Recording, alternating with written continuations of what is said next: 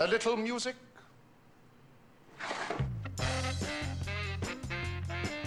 That's quite a music box you got there, sir. That must have set you back a few dollars. Few. Do you like music?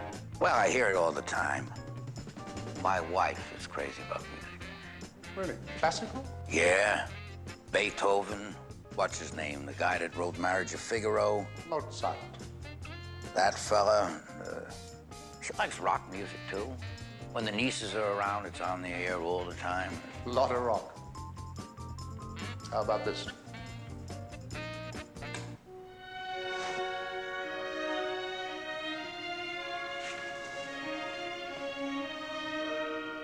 That's Puccini. That's Madame Butterfly. This? That's my wife's favorite piece of music. I know. You know?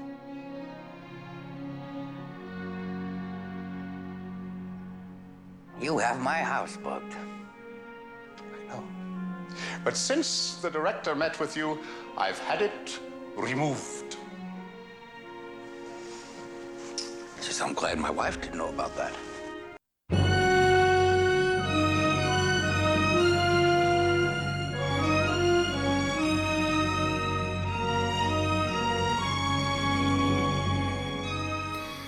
Hello, Colombo fans! Welcome to the Colombo Confad podcast. This is Sean. Colorado is a river. Geronimo is an Indian. Oh, hey, Sean, it's Steve. Oh! I thought we were talking in code. I Sorry. There is no beach like a Long Beach. Is that a drink? Because no, that sounds like a drink. So. No, it's a drink that you make at the wet bar, which is the closet off of your hotel room, which we need to talk about that. That really bothered me. But anyway. Really? Okay. Yeah, so we're, if people haven't guessed by the title of the podcast or what we're talking about now, we're reviewing Identity Crisis. Mm-hmm. Starring and I did not know Lieutenant Frank Drebin from Police Squad was going to be in this one. Yeah, Leslie Nielsen. Well, I did tell you last episode, but you see, you know him as Lieutenant Frank Drebin. I know him as the Doctor from the Airplane movies, which is interesting. That too. Well, yeah. But I think really he's more known for the Police Files and the Naked Gun stuff. Yeah, those are great. Funny movies. Yeah, I agree. I think that those are the type of movies where you just have to turn your brain off and sit back and relax and let the laughs roll in, and don't be judgmental. Even though OJ's in those, I mean, you just gotta just enjoy it. Exactly. It's like watching Ghost Dad starring Bill Cosby. No, okay, too soon. I've never seen that movie. To be quite honest. Okay. I've seen bits, but no interest at all. I just love Bill Cosby pictures. Serial mom. Never mind.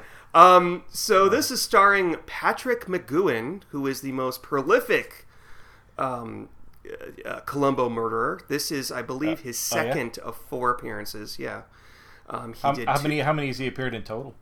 4. Wow. This is his. Yeah, and he was. He actually won I think he either won or was nominated for an Emmy for his first appearance. So this is the deal. He beats Robert Culp? Yeah, he beats Robert Culp. I think Robert Culp has been the murderer 3 times, and has appeared once as a non-murderer in a 90s episode, which kind of pisses me off because if you're going to have Robert Culp in a 90s episode, have him be the murderer. Yeah, don't have him be the fucking lawyer or whatever he was. Anyway, we haven't seen that one yet. So a little bit of background. There is this show that came out in the 60s that you and I have not seen called The Prisoner. And this show was from Britain. And much like Doctor Who or what's that other show that I have on DVD that I've never watched? Sapphire and Steel. Blake 7. I've never seen that. Yeah. And apparently it stars Patrick McGoohan as this guy who, in the first episode, he wakes up in this mysterious village. And he doesn't know what he was doing before, but apparently he was sent to the village as kind of a punishment or something. And there's all this weird stuff going on in the village. This is like a cult TV show. Sounds like a Netflix original. Yeah, exactly. It does. But I've never seen an episode of it, and people love it. And you and I, we sort of travel in Doctor Who circles, and people frickin' love this show, The Prisoner. I've yet to see it, but I have a feeling that you and I would probably love it, based on what I've read. I think so. So his moniker, is that the right word? His little tagline in The Prisoner was, whenever he would say goodbye to somebody, he would say, "Be seeing you," which he says like 3 or 4 times in this episode. Well, I know he definitely says it once. I didn't pick it up that it was more than that. Yeah, he says it to his secretary in the very beginning, and I think he says it. I think he may say it 3 times, but don't. So that was sort of like an Easter egg or a wink, wink, nudge, nudge, or whatever. But fascinating. Yeah. So the I guess the plot is that McGoohan or Nelson Brenner, he's a CIA spy, right? Or yes. Operative. I'm sorry, he's an operative. And if you, I'm curious to know. Tell me what the plot is, because go ahead. I have no idea, because I was going to ask you that. I have no. Why does he want to kill Lieutenant Drebin here, or whoever's Leslie Nielsen? Okay, so this was one of the first ones that I ever saw. It wasn't the first one, but it was. I think it was one of the first ones that I taped on VHS, and I watched it over and over again. So I'm kind of tired of it. But it took me a while to figure this out, because it's not in your face. When he and Leslie Nielsen meet in the amusement park, Leslie Nielsen says, "Oh, you had a little currency scheme going down there in Banana Land." To the rate of he threatened, like, there's rumors and there's the truth, and I've got plenty of something. Yeah. So I think that Brenner kills him because he suspects or knows that Brenner is a double agent. Well, there's something that says. With Leslie Nielsen's character, Geronimo, or whatever his name is, he says something like, I thought you would contact me by now. It's been 3 years. You owe me a lot of money. And then Brenner would talk about something like, oh, yeah, I put it in something. He invested it, so you're going to get your money back plus some. Yeah. So there's something going on there. But yeah, I had a hard time catching what exactly we're talking about. It's all said very quickly, and if you're not paying really special attention to it, then you may not catch it, but it's just sort of like he knows something about him, and that's why he wants to kill him.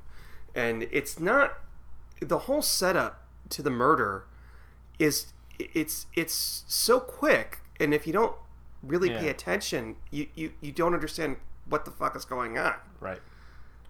No. So yeah, so they're at this fair. I guess they're talking. He's got another job for Leslie Nielsen. Let's just call him Leslie Nielsen. It's just easier. Yeah. Because he gets a name of A.J. Henderson, but that was another guy. So there's a lot of like back and that was a fake idea. And did you notice how Leslie was sporting the unbuttoning the shirt with the gold medallion? Yeah, he looked really cool. I thought he looked really. He played the part really well. So there's a scene where they're walking through this amusement park, and they get their picture taken, which is a key clue here. That's going to come back later. But they also go to a shooting gallery, and those big pandas, those were $20 a pop, which I found surprising. That's a lot of money. Yeah, back then in '75, right? Yeah, it was probably $75. But they both like are expert sharpshooters, which to me it looked like they were just holding the gun. There was no shooting at all. They were just, you saw the little ducks fall down, but there was no, they weren't shooting those things. But yeah, I mean I thought that edit was really bad. They could have made it maybe the sound effects a little better. I don't know. Now that you mention it, you're right, because I mean, I can't imagine them having such a thing now, but were those BB guns basically? They were shooting the ducks down? Yeah. And I thought those things were rigged anyways, but whatever.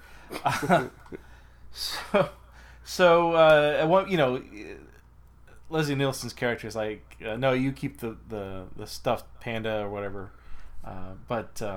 A really ugly stuffed panda. It was, but Brenner takes his, right? And I don't know why. He's carrying it around.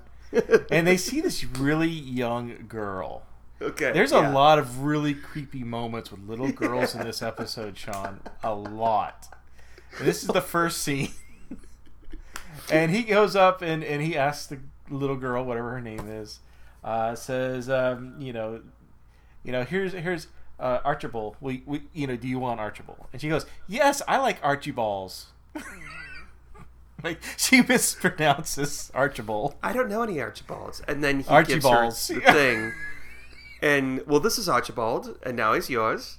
I wonder if Patrick McGoohan is like, oh, shit. She ruined the scene, because he's directing it, right? Yeah, he directed this. He's like, just keep going. Just keep going. Yes, Archie Balls is his name.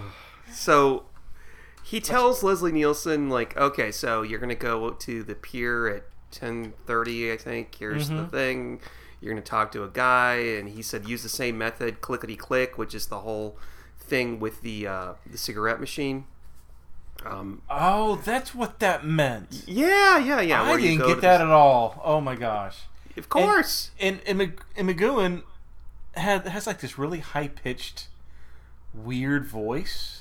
I know! It bothered me. Yes! Like the scene we're coming up to, where Leslie Nielsen's character is meeting that other agent under the wharf.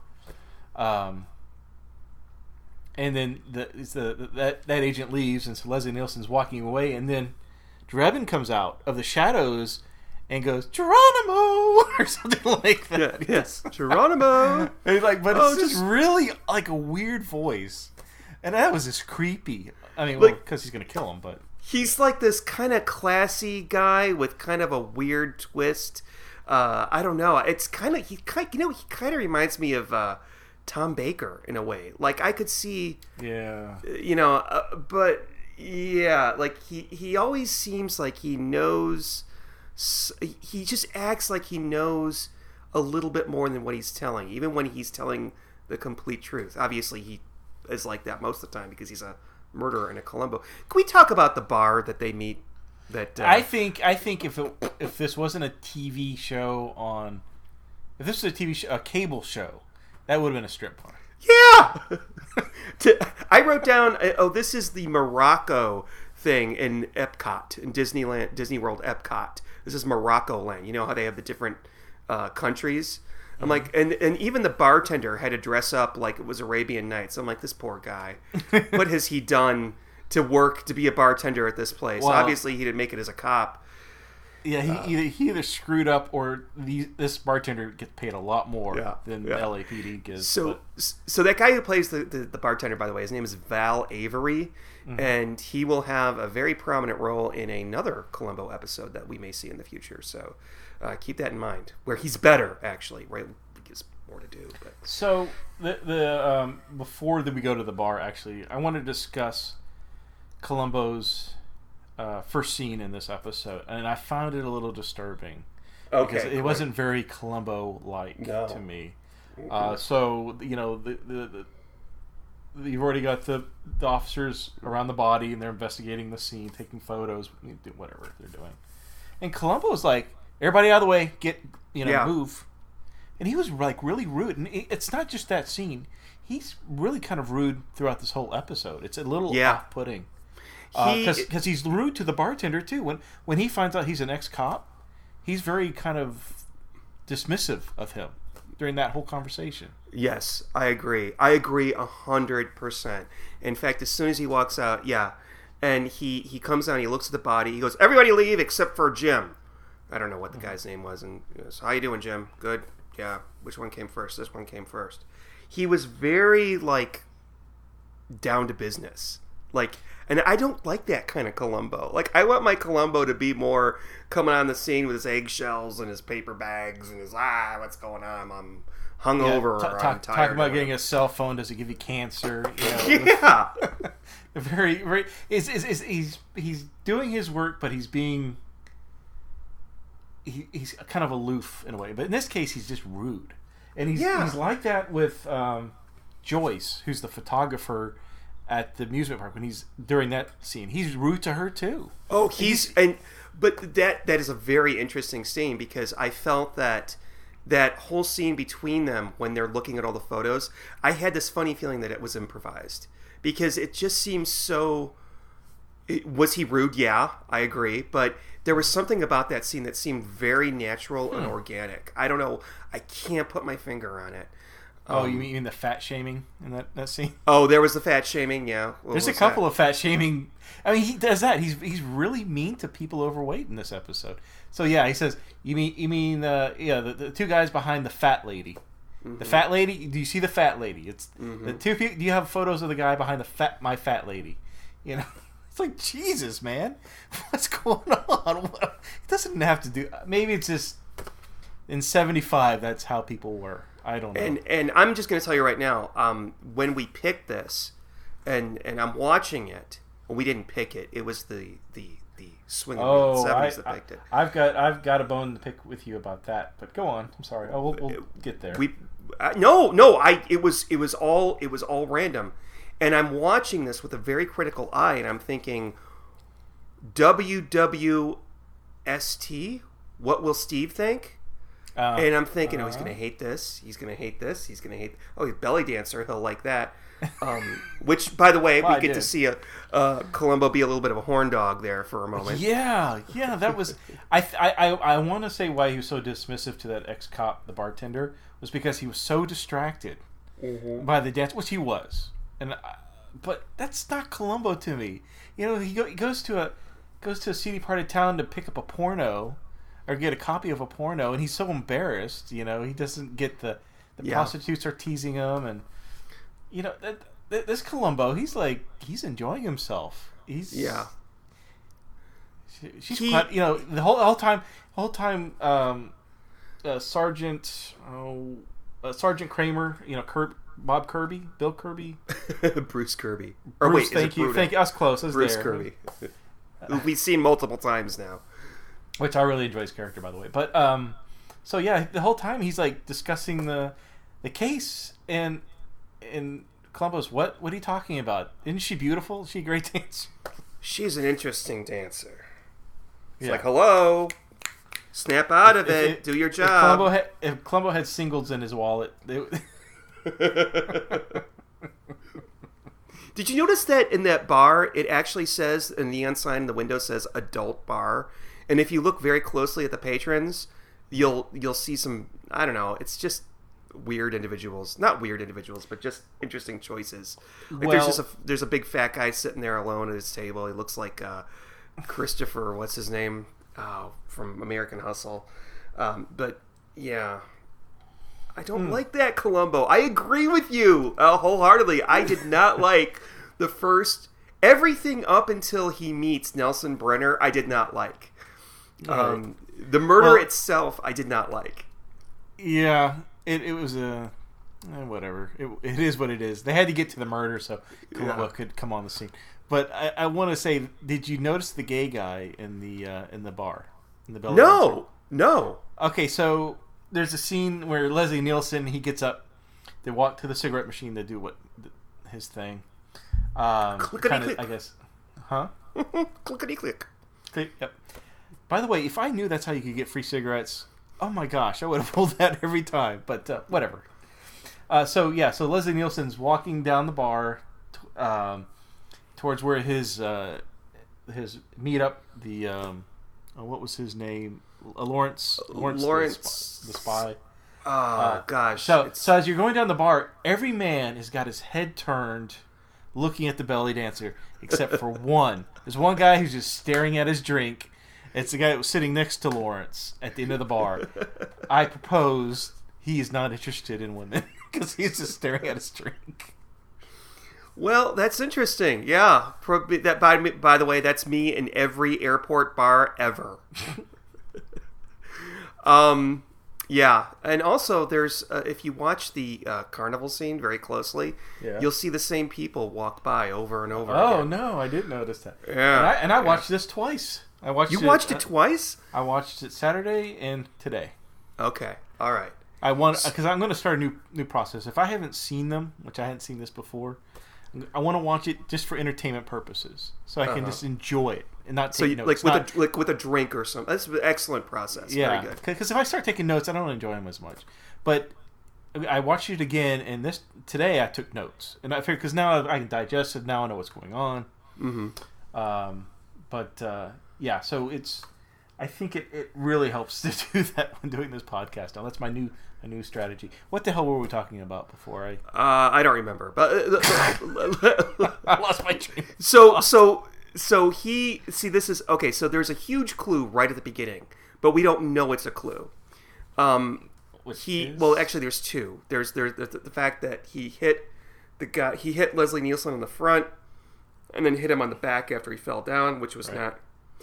Excuse me, not something that like a mugger would do, and also that he took the coat off. That he took the coat off. Yeah. So they never I feel like they took stuff out because that was not they discussed it, but we find out later what happened off camera with the coat. It was in the last minute of the whole movie was explaining about the coat. Yeah, you're right.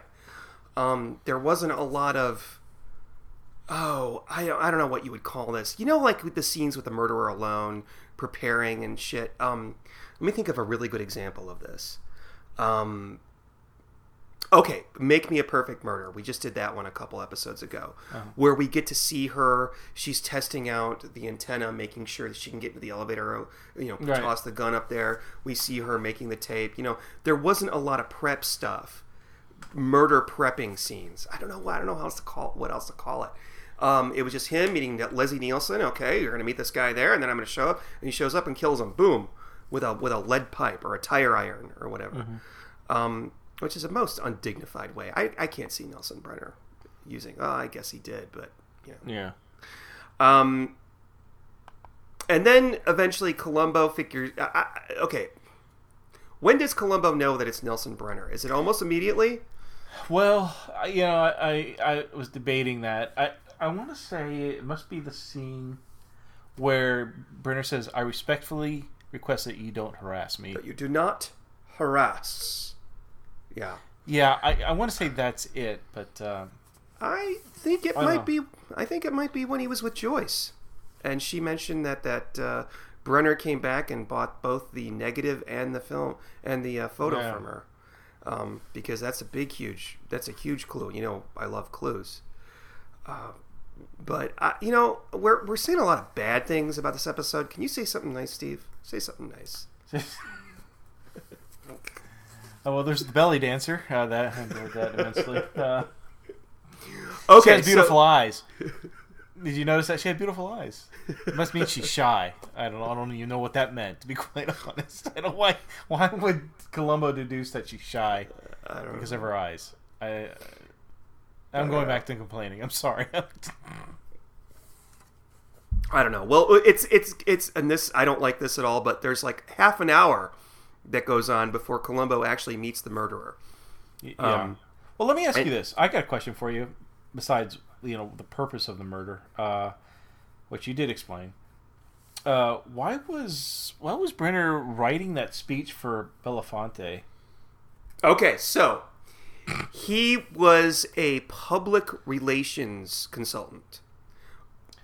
That was his cover. So that was his. Yes, cover. That was his cover. So I don't know how that works. How you do two jobs at one time. I could swear though that when they show him parking in the parking lot at the Wells Fargo building, that's the same office building that Ken Franklin has in Murder by the Book. But just saying. I don't know how he was able to handle a public relations job on top of being a CIA agent, though. Yeah, I don't know how you juggle that. Well, and one of the clues we see in regards to the speech, because apparently that the speech does come into play as kind of the final aha, is that the Chinese dropped out of the Olympics. Mm-hmm. Now, I could have Googled that. I didn't. Is that true? Did the Chinese drop out at one point?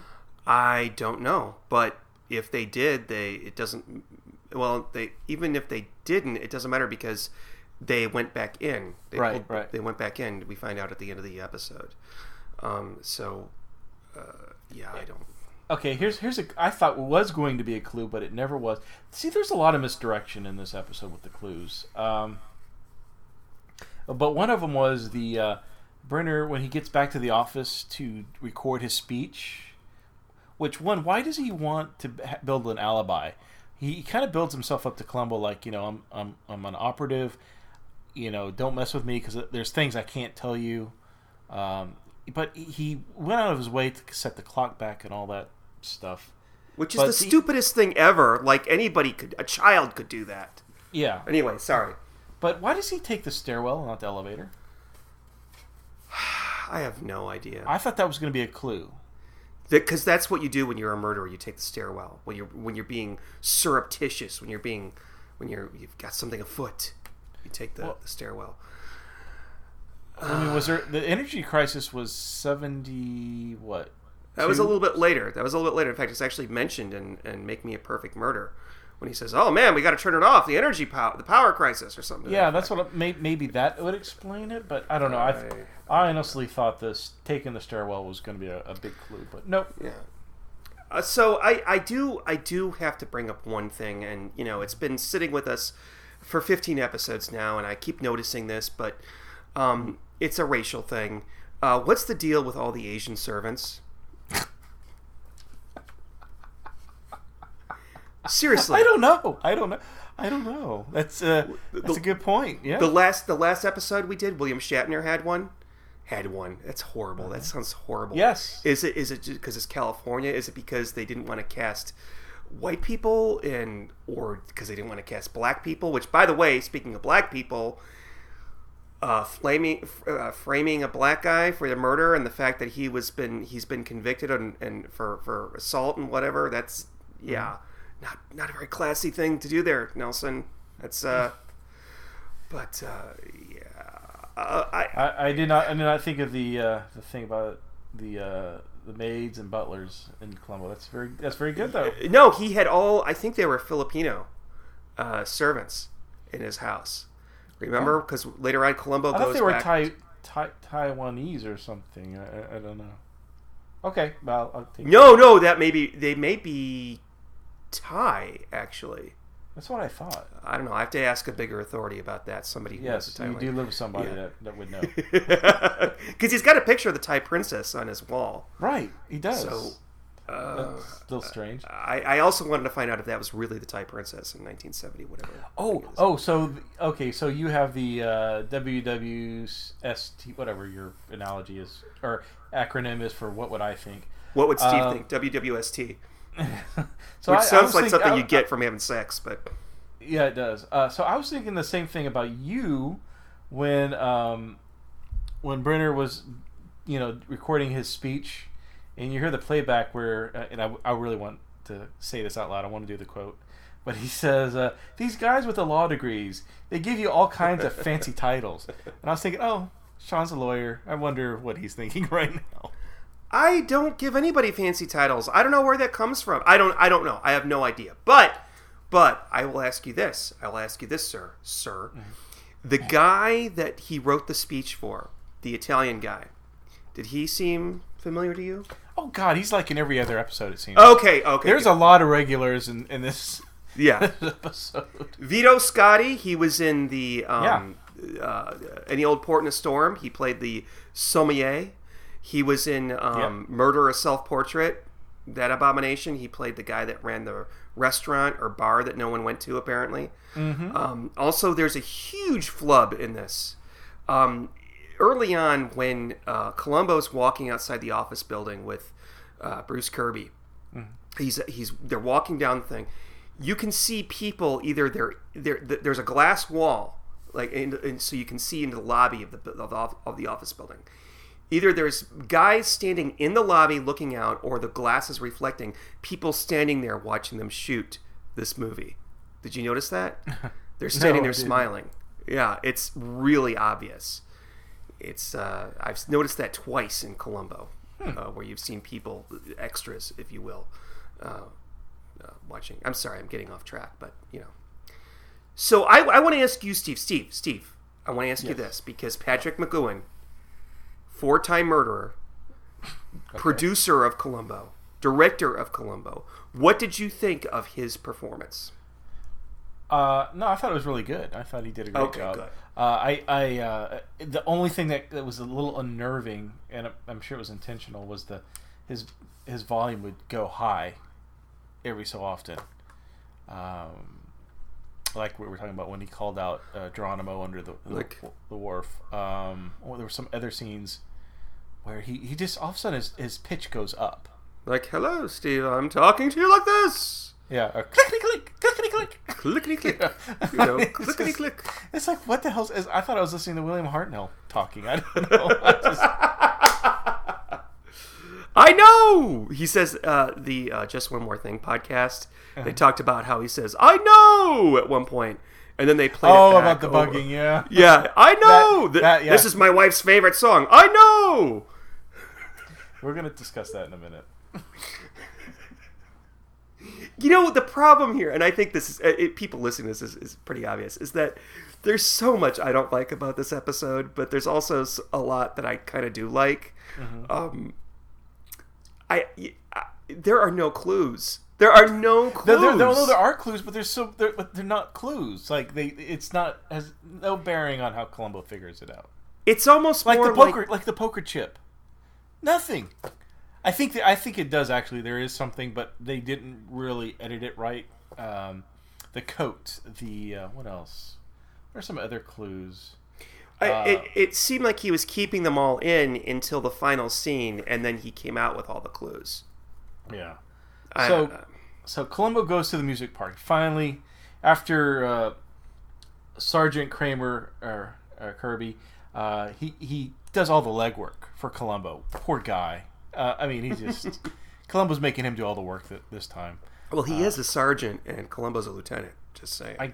So these guys never get promotions, by the way. But anyways, so Colombo ends up going to the amusement park, which is pretty. It's actually a really funny, funny segment of the program. So he gets a button made of himself, which I thought it was interesting. He's wearing this button. Who's he going to give that to? Well, he's just so amazed that the guy could make it in 90 seconds. Don, the poor man's American Oliver Reed, could make this button, and he's wearing it on his lapel while he's talking to Joey. Who does that? If you had a button made of yourself, would you wear it? No, I don't think so. I think it's a little much, but so yeah, we're introduced to Joyce, and there's a scene, and I know you thought I would enjoy the belly dancer scene, which I did.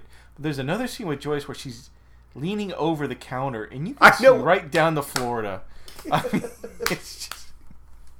I saw the tan lines of Joyce. So much so that I actually looked this actress up to see what else she's been in. Oh. And lo and behold, she's been in movies like Blackula, kind of like B horror movies. So I think that she might be one of those B horror movie B movie scream queens. Like maybe she, shows her, hoo-has or something.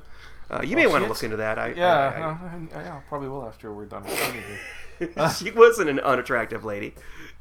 No, she's quite attractive. So, at this point, I feel like we were halfway through the episode. Yeah. And Columbo has not met the murderer yet, has he? I mean, he's just kind of gathering clues. 31 minutes when he meets Joyce. Oh, wow. 31, really? So, yes. Wow. Yes. Okay. I'm actually looking at it right now. Okay, so Columbo finally meets Brenner at that speech that... and he says something like, "Are you so and so? Did you know Leslie Nielsen?" All these questions. And he goes, "You've got the wrong room." Good day, sir. Got the wrong room. I just keep thinking, poor Columbo. He keeps trying to say like, "I know who you are. You're suspect number one." Yeah. You've got the wrong room, sir. And then he completely ignores him and walks away to talk to Vito Scotti. Yeah. He was really rude. But that's okay. It's Columbo, yeah.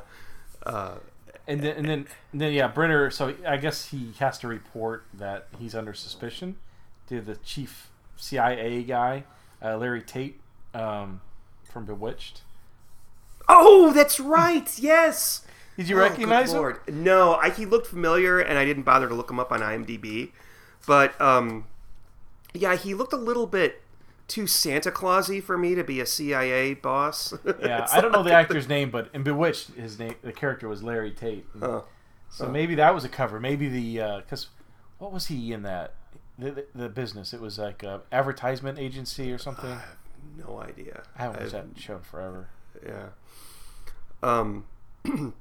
Yeah. So he's in on it. When I say in on it, like he knows obviously that Nelson Brenner is a CIA operative, and he's his boss. Mm-hmm. And at some point, a couple times after Colombo... Oh, wait. Let's go to the part where Colombo shows up at Brenner's house while he's having a party. Oh, yeah. He's having a shindig. And there's this really funny scene where he's just walking the grounds, and it's a walled estate, so he can't see beyond the wall. So he's walking, and he jumps up several times like a bunny. Yeah. I love that. And there's a scene shortly after that where he goes to the party. Brenner offers him some drinks and some food, and they go and sit down. He had no llamas on his yard, by the way. I noticed. I know, good.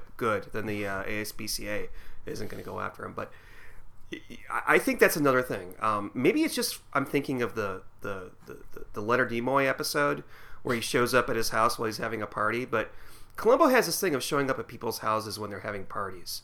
Yeah, and basically crashing the party. But Nelson Brenner just lets it run off like water on a duck's back. Like, okay, I'm going to handle this guy. I'm going to be nice and cool as a cucumber. So I want to talk about Colombo's car, the Peugeot. Yeah. So I'm fascinated by this car. I think I've brought it up multiple times through this podcast, each episode. But there's something I've noticed. I'm not very familiar with this vehicle. The thing I want to ask you about, what are those little metal loops that are by the front windshield? I don't know. I know exactly what you're talking about. I don't know. Maybe someone will let us know. If anybody knows, could they email us what those loops are? I mean, is it for defrosting? That's what I initially thought. Maybe they were like the coils from a heater. But if you know, email us at colomboconfab@gmail.com. Wait, is that the... Yeah, that's our email address. colomboconfab excuse me, white wine. colomboconfab@gmail.com. So we also learned that there are only 3 Peugeots. Is it in America or in California? I think he says in the world. He says there's only 3 like it in the world. How he knows this, I don't know. That's interesting. And the other interesting thing is the gas cap or whatever is behind the left rear light. Yes! That is fascinating to me. Is that a thing? Was that a common thing? I mean, you're more into automobiles than I am. I've never seen that before in any movie. Mm-hmm. Huh. Now, I remember cars from the 70s and 80s, they would be behind the license plate. Yeah. I remember seeing that, but behind a light? How would the turn signal work? I don't know. Well, it was on the bottom part of the light, like the fog light almost. So the upper part of the light would be the turn signal. But I also have to ask you, what kind of car did Nelson Brenner drive? Because obviously it was supposed to be a swanky car, but to me it just looked like an ugly old gremlin. Oh, I thought it was beautiful. Really? I thought it looked similar to a Jaguar, but I don't think that's what it was. I don't know what kind of car that was. Huh. Did you notice? I thought it was nice. His radio was in where the armrest is. Yeah. And I don't know if they did that for the production or if there was actually a car that is like that. Anyway, email us at colomboconfab. I've seen cars with the radio in the middle console like that, but yeah, I can't think of any top of my head. So yeah, at the party, Colombo, after he's done interviewing Brenner, he's walking. Brenner walks him to his car, his original rare Peugeot, and he notices he's being followed. He even says, "You know what the strange thing is? I can't figure out what's that." He goes, "Someone's following me, or I'm being followed." And so, I thought that was interesting. I mean, the whole time, it can't be the collection agency the car's paid for. This thing off. Yeah, they were really obviously following him. I mean, it's like, why can't they just put up a sign on the van that says, "Hey, Colombo, we're following you. Rainbow Plumbing." I like that Colombo, that he was able to pick up on that. Yeah. You know, I mean, because you as an audience we see it, and it's every time Columbo's walking towards the camera, and behind him you see the van drive by. So makes him more aware of his surroundings than you thought he would be. You know. Oh wait, I'm sorry. I take that back. He said there's only 3 like it in the country. One of which was in Austin, Texas. But anyway, so eventually, at some point, Nelson Brenner tattles on Lieutenant Colombo and tells his boss that he's being pestered, and Colombo, who apparently lunches at the travel park museum, whatever, the travel amusement park. Yes. Okay, we have to talk about this scene. We have to talk about this scene because yes, this scene is. I don't know if it's just because that we grew up in the 80s and 90s, and this is just so ridiculous to us. He gets a hot dog from the hot dog vendor who he knows well enough to joke about his fatness. Yeah. Can we talk about that? Just for this again, the fat shaming I was referencing earlier. So yeah, he's talking about Dog, his dog, named Dog. How he dropped him off at a friend's house or a neighbor's house to go swimming. He does this every day, and the concession guy says, "Oh, I wish I could do that." And what Columbo says something like, "It's a pool, not a lake." Yeah, but he's smiling like it's just a pool, Artie. It's not a lake. Okay, so that not only is that like politically incorrect and actually kind of funny, I'm telling you, Columbo's an asshole in this one. But it establishes that he actually goes to this place and has hot dogs on a regular basis. Why would you go to an amusement park to have hot dogs? They got really good maybe he gets them for free. I don't know. You know, Columbo loves free food. He won't take a drink, but he'll take free food. Yeah, I guess so. Yes, he does. Very often. And then the very next scene, he sits down at a picnic table where there's a mom with 2 little girls, and my God, so creepy. Probably the creepiest Columbo scene ever. I'm thinking Kevin Spacey saw this episode and got some ideas. I'm just what? Oh, well, if they were little boys. Ooh, sorry, too soon. Okay, maybe let's change it. Roman Polanski. Very Roman Polanski, yes. Woody Allen. I'm sorry, they're not Asian, so maybe not. But so yeah, he's like goes to he sits down. He sits way too. I'm thinking, I'm a parent. If I saw a guy in a trench coat, look, they always say how he looks homeless. Sits down next to my daughter, it's like 7-8-year-old daughter. Yeah, and says, "You're pretty. You know that? Boy, you're pretty." No. And then he looks at your sister. Oh, your sister's pretty too. I'd be like, girls, we gotta go. Yeah, really. Let's rate this on the creepiness scale. Okay, like you don't know who. Yeah, that is beyond like just like what were they thinking? And everybody who has kids always tells there's gonna be strangers who are gonna offer you candy and to see their dog or their puppy. Yeah, he does. Yeah. He talks about his damn dog to these. That's like warning. That's should be red alert to that mother. And the fact that she sits there. I mean, to be fair, that was probably Peter Falk improvising. That's what I was about to say. I wonder if it was improvised. Yeah, but still, it doesn't translate well into the story. It's hilarious. And obviously it's so awkward that the CIA is investigating him now. So, I mean, I know that's not the reason, but yeah, I wonder if that's what Columbo was thinking. Like, holy cow, they are on to me. Yeah, they just tap him on the leg. CIA. Sir, you need to come with us. At that point, what's his name? Larry? What'd you call him? Larry from Bewitched. Brings him into one of the train cars and tells him about how Nelson Brenner is a CIA operative, blah, blah, blah, blah. Oh, and he loved it. Yeah. And Columbo loved it. Columbo's like, I had no idea. Do you think he had an idea? No, I don't think he did. But I'm surprised this didn't turn him off Brenner as being a suspect. Really? I would have thought he would have thought, oh, okay. That he even says it. Oh, that explains a great many things, and I thought that would explain away. Like I think a police officer, if a CIA operative or chief of CIA said, "Leave this guy alone. Trust me, he's okay. We've got it under control." And you're right, but for at the end we find out it's the coat that did it. That's why he suspected that whoever committed the crime didn't want everybody to know that Leslie Nielsen was a CIA operative, so they had to remove his gun. And I think that's one of the reasons that he was still so focused on Nelson.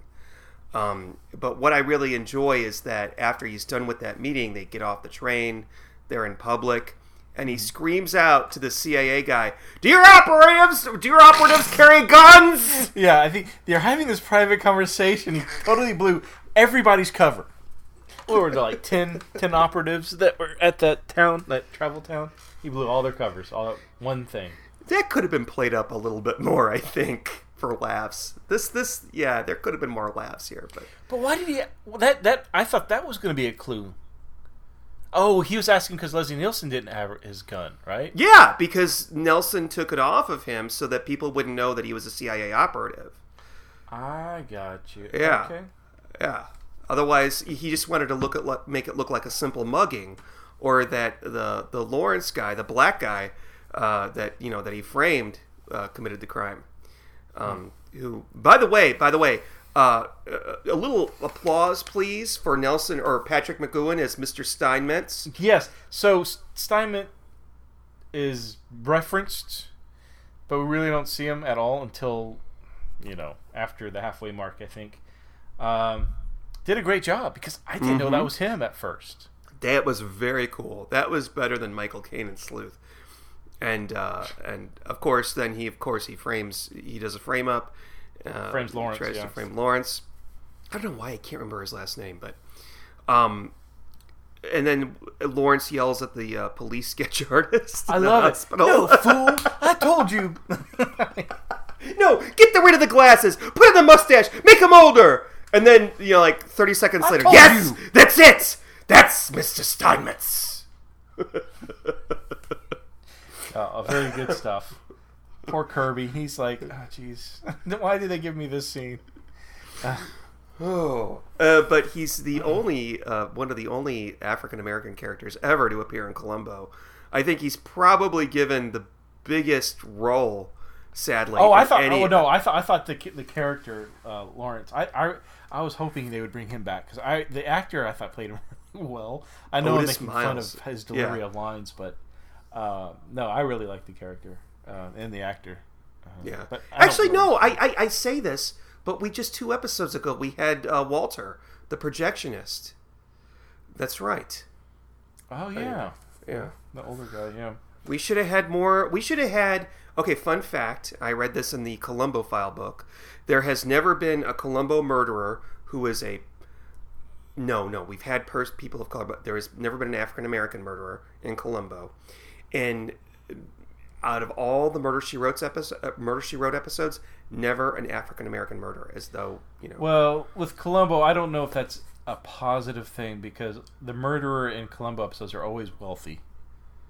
And so you're kind of saying, oh, since black people can't have, a good financial situation, so they can't be the murderer because it's always the richest guy who's got the nicest house.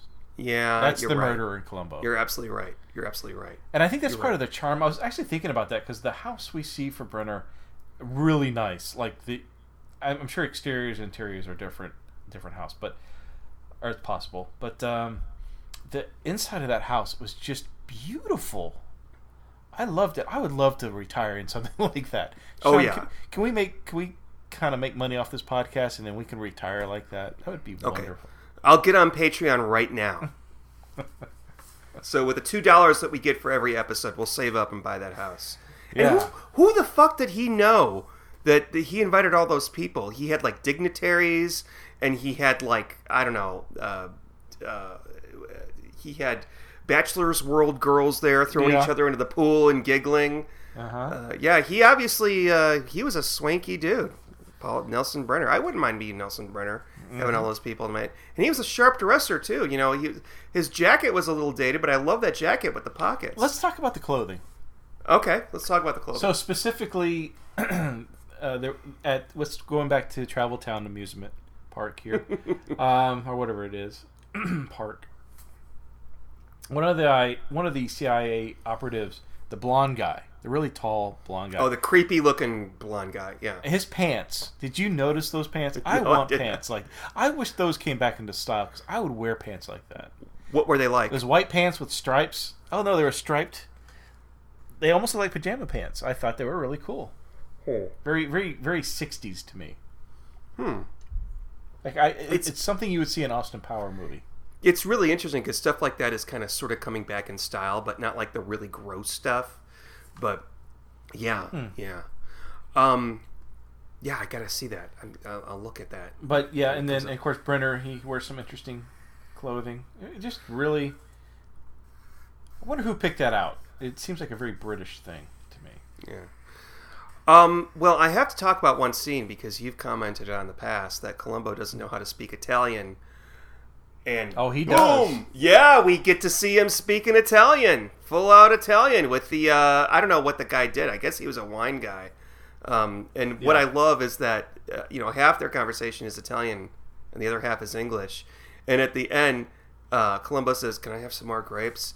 And Vito Scotti's like, "Here, take he gives him 2 hands full of grapes." And Colombo's like, "No, here, you take it. I love that. That was so cute and hilarious.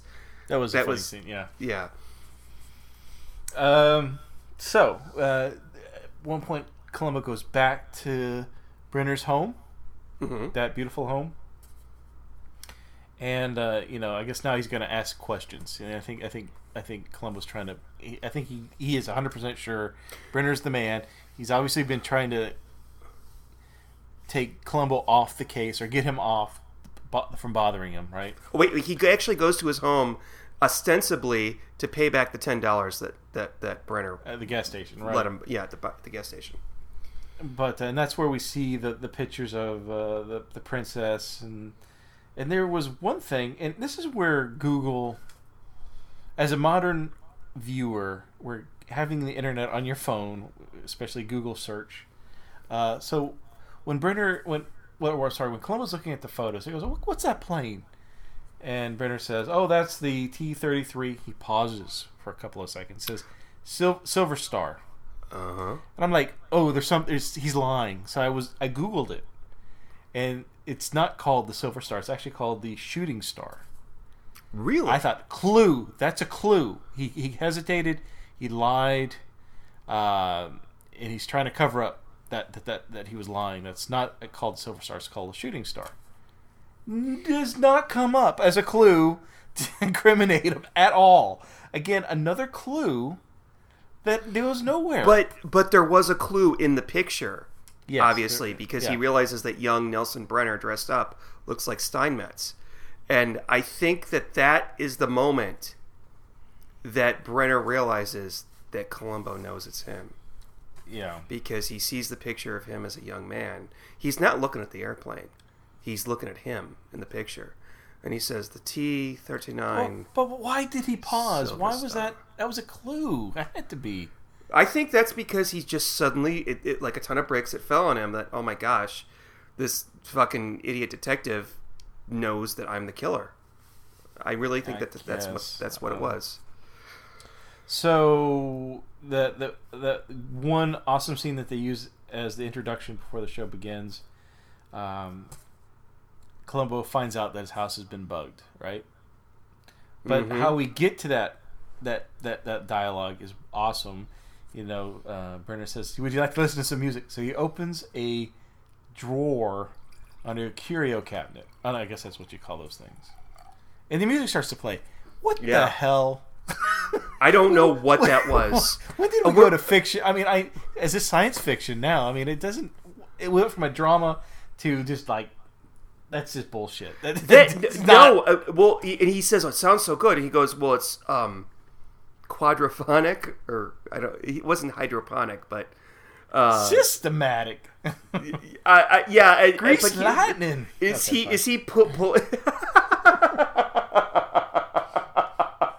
he pulling 8-track cartridges in and out of the thing? I don't know. He opens a drawer, and the music starts. Really? Come on. Well, is it on vinyl? Is it on H? I don't know. No, it's on drawer. That was a little bit shaky. It's on drawer. I agree.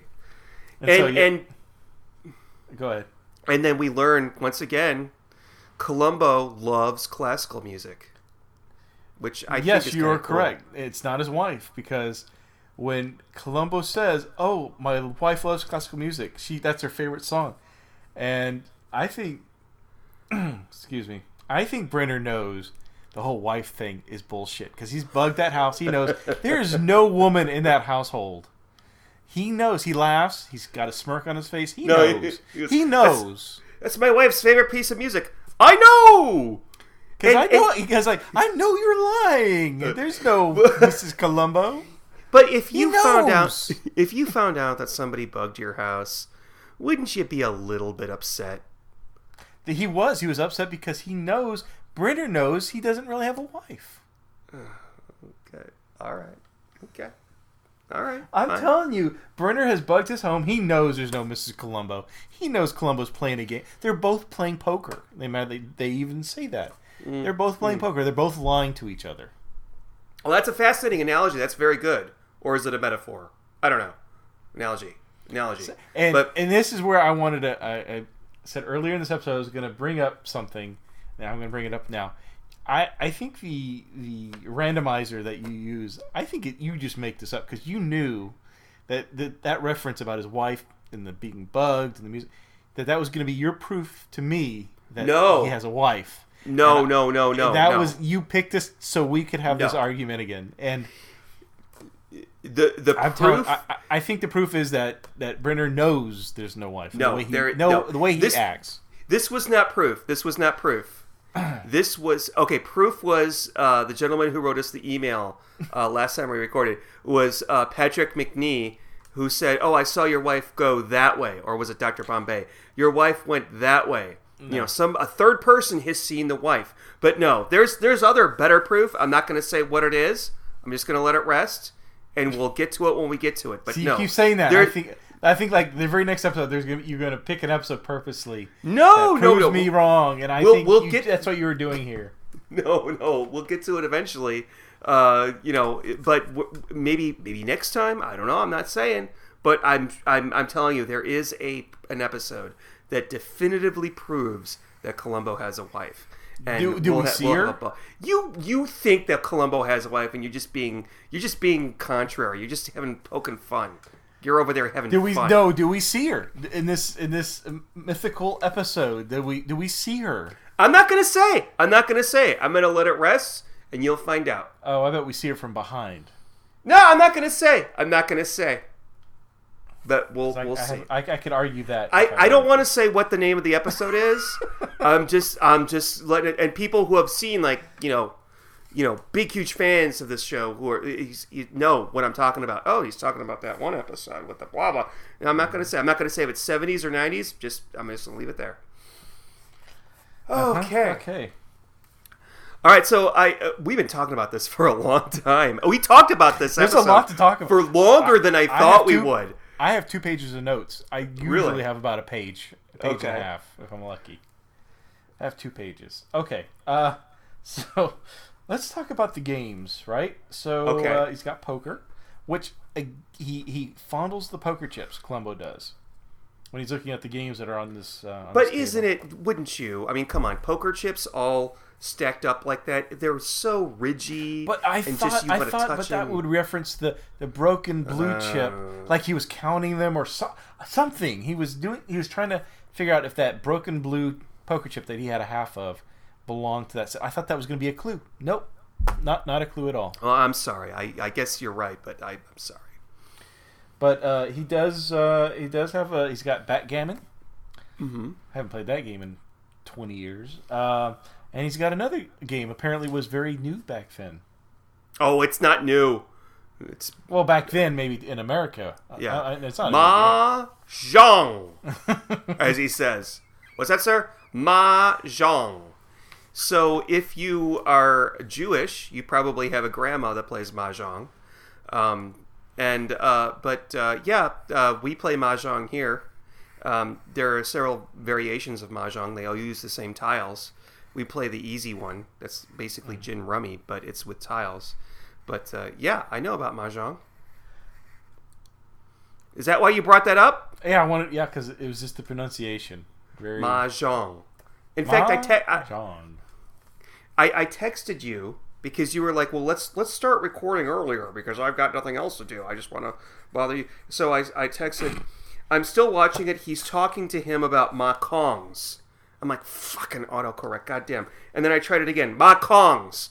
Do you know how hard it is to spell mahjong on a fucking iPhone? Fuck, I said, mahjong. And then you say, mahjunk? That's a little personal. I said, oh, that's so funny, Steve. Oh, that's so funny. Well, if you got an Android, Sean, you wouldn't have to deal with those things. But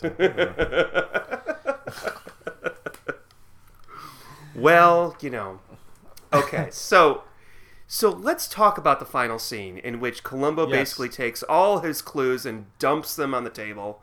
Yes, the most unusual scene in the whole flippin' episode. Yeah. So I did like that Columbo's like handing out warrants. Like he's got like 5 warrants in his coat pocket. He's like, I guess you have a warrant for that. And he just takes it out and throws it on his desk. And he goes, oh, I see you went to my house. So I guess you have a warrant for that too. And Columbo just takes a folded up piece of paper out of his coat pocket and throws it on the desk. I mean, well, that was kind of like a fuck you. You bugged my house. I'll get a warrant to search your house. Yeah. Fuck you, Nelson Brenner. You prick. Yeah. But I liked that scene. I liked him pulling out warrant after warrant for every action he did. Like he did it by the book. Yeah. There's also something very interesting about that is that Nelson Brenner comes into work. He thinks he's going to have a normal day at work. Opens his office door. And there is Colombo sitting at his desk. Mm-hmm. Now, I can't tell you anything that would upset a professional person more than coming into work and seeing somebody sitting at your desk. That is a real no-no. That's like a slap in the face. But he takes it, again, like water off a duck's back. And he even starts smoking a cigar, doesn't he? Yeah! Yeah, in fact, he incorporates the smoking of the cigar into his delivery and his response to everything that Colombo says, which I'm sure was a McGoohan thing and not in the script. And it's a great scene with some good clues. McGoohan throws the alibi with the chimes and the clock, which is a stupid thing, and fortunately Colombo doesn't even address it. But the blinds, that's a good one. And then we see... That's the thing.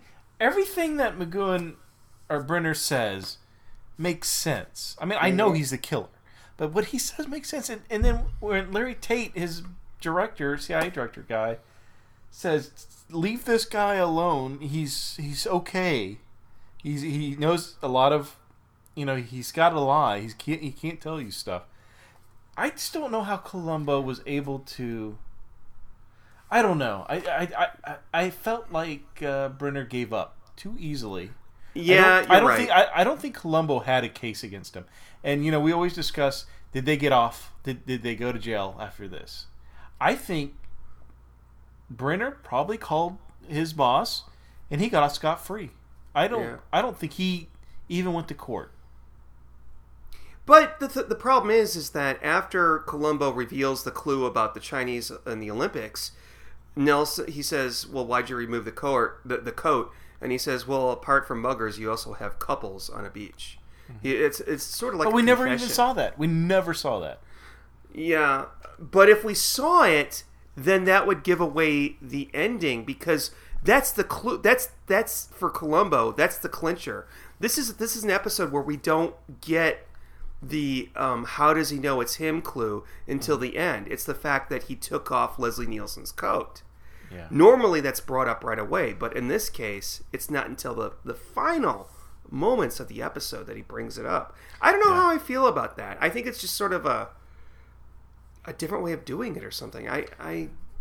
Yeah. Well, I thought I think maybe reason Brenner gave up so quickly. I mean, he could have kept going, but I think the reason he gave up was because he's like, okay, I'm going to tell you everything at this point because you're not going to leave me alone until I do, and I'm not going. You're not going to get me. I'm bulletproof. You can't bring me in. I might as well tell you everything, even if you know the absolute truth. You can't do anything to me. I think the reason that he gave up so quickly was because they spent 31 fucking minutes at the beginning of this story going through exposition before Colombo actually got to talk to him. And they had to wrap it up quickly. By the way, did you notice that he has a fireplace in his office?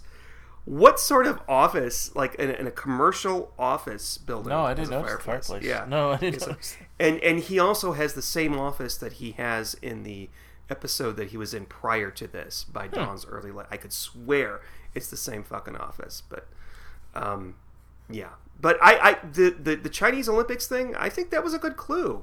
Do you agree? Well, no, because if you wanted to say the Chinese dropping out of the Olympics, even though they went back in, that's political. Well, he's going as a CIA operative. He's going to know about all the political things that are going on. As a matter of fact, in the scene where he's driving back to the office and he turns on his little radio, he's listening to all the news, like what's going on in Washington and all that. I got the impression that he's like, oh, I know what's going on. What's the real story behind that? And oh, that's going. Yeah, I know what exactly that's about. The whole China dropping out of the Olympics could have been a political thing, and he would have known about that. I think you're right. It's possible. And he could have said all that. That's why I think when he told Colombo, he's like, look, leave me alone. You know, you're really starting to bug me now. I'm going to tell you the truth, but you can't do anything about it. I think that's what it is. I think that's what happened. I think that's... So he just wanted to get rid of Colombo, and that's it. Right, and that was the only way he was going to get rid of Colombo. That was the only way. And why didn't Larry Tate, recruit Colombo? Because obviously he's got some skills. Well, we'll have to wait to see. Maybe there's another episode that addresses that. But okay. Yeah. Are you ready to rate this thing? Yes. We've talked longer about this episode than anything else, which is weird because there's not a lot that goes on in this episode.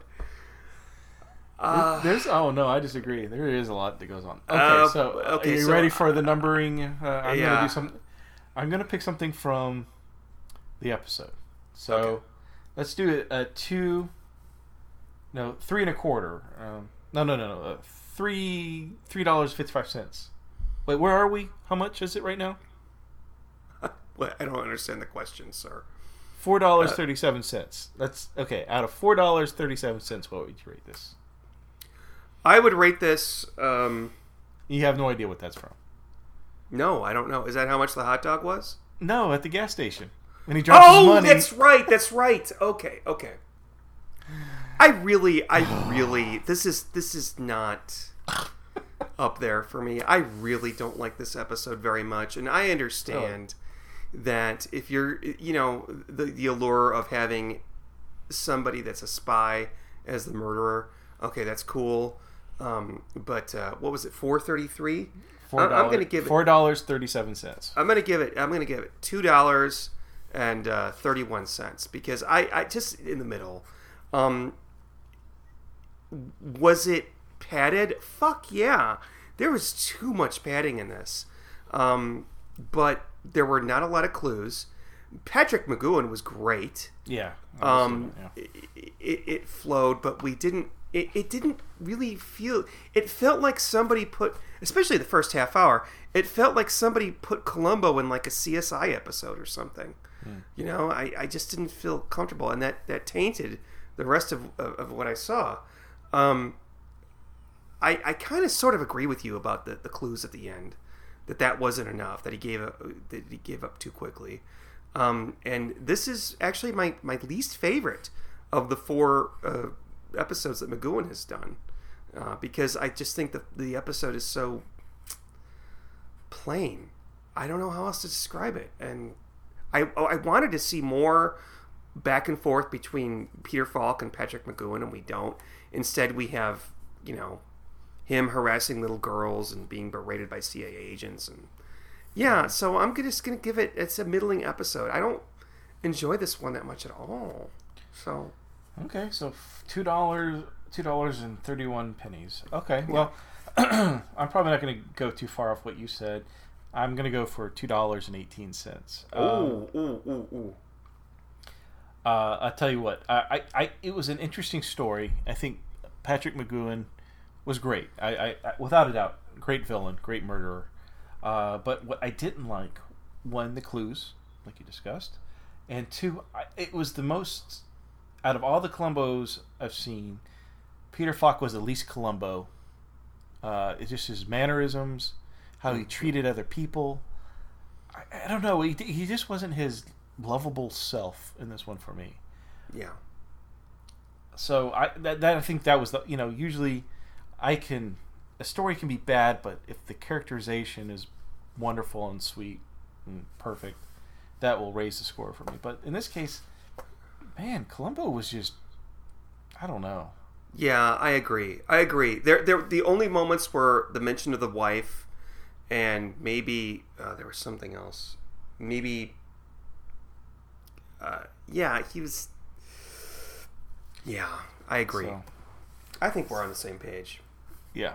All right. So, do we have any feedback this week, or we do not have any feedback?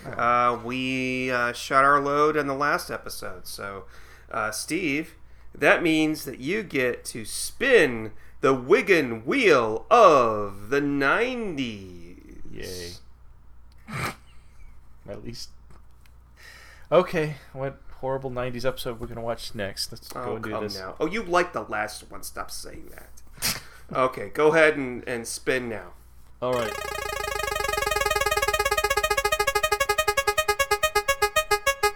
And it is going to be... Colombo Goes to College. Oh, I've been wanting to see that one. Okay, so that's the one with Robert Culp where he doesn't play the murderer. Is it with Rodney Dangerfield where he does the diving? He does the that would be a horrible Colombo episode. But so folks, what we're going to do is this is the end of season 3 of the Colombo Confed podcast. So we're going to go on a little break for maybe a month or so, and we'll come back. And the first one that we'll have for you is Colombo Goes to College. And I don't know. There's something I kind of want to spoil for you about this one, but I don't. It's about his wife. I know it. No. This is not the wife one. This is not the wife one. So. Yeah. All right. Looking forward to it. All right. In the meantime, I hope everybody has a lovely evening, and don't go under piers and take poker chips. Say goodnight, Steve. Be seeing you. All right.